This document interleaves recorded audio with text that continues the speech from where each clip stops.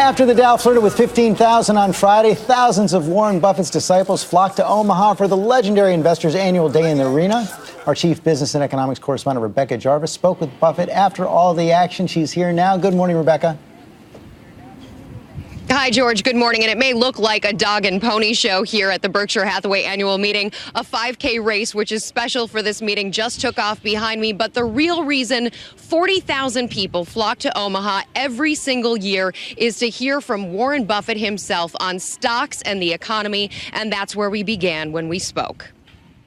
Well, I don't know the answer to what the market will do next week or next month or next year. But the economy generally has gotten better over the last 4 years. The stock market got very depressed. I wrote about it in late 2008, and said stocks are very cheap. They're not as cheap now.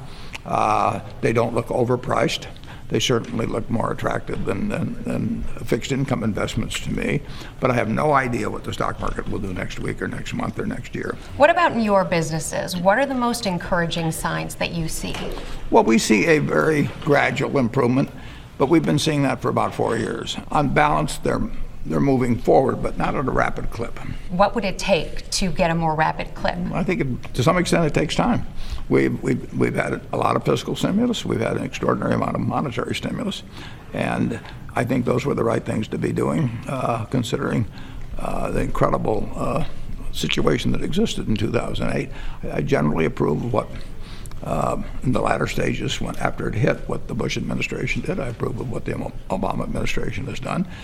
Nothing is perfect, but we had some huge problems in 2008, and our country is doing reasonably well coming out of that. It's a lot slower than people would like, but it was a lot bigger problem than any of us had ever seen. When you say nothing is perfect, what do you make of the dysfunction in Washington right now? Do you think this could be a lame duck presidency? Well, it's tough to watch what happens in Washington, and it's gotten more and more partisan. But now, so many elections are determined by the primaries and not the November elections, that it does tend to push both sides to the extremes and to cause them to dig in and feel that they can't bend from positions because they'll get primaried. One of those issues is immigration reform, and your son Howard has advocated on behalf of immigration reform. Mm-hmm. How critical do you believe a new policy is to our economy? Well, I think we need to have a policy. I mean, we've been bouncing this one around for a considerable period of time, and I think we should have a more logical immigration policy too. What would that be like? It would mean that we would attract a lot of people, but we'd attract the people we want to attract in particular. I mean, I think in terms of educating tens of thousands or hundreds of thousands of people who we enhance their talents and not let them stick around here. I'd like to see that change. You're saying take the people who come into this country for education and make them citizens. And certainly offer them a chance to become citizens, sure. You have now taken up the chance to become a member of the Twitter sphere. Here we go, huh? Tweet away. Okay.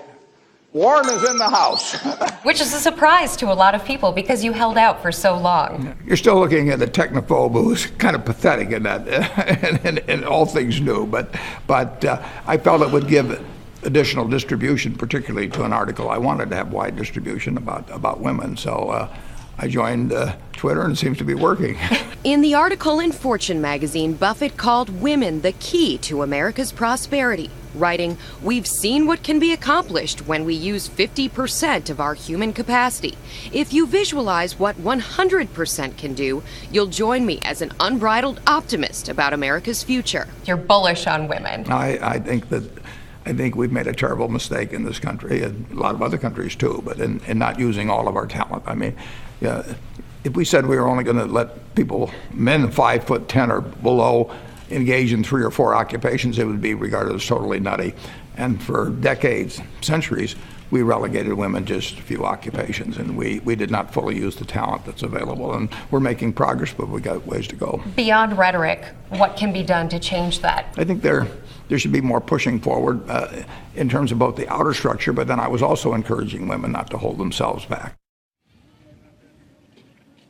3 of the 13 members of Warren Buffett's Berkshire Hathaway board are women. That's a little bit better than the national average. However, there will be a man eventually replacing Warren Buffett. He says he has no plans to step down just yet, but the board and he are firmly aligned on one candidate, and it's not a woman.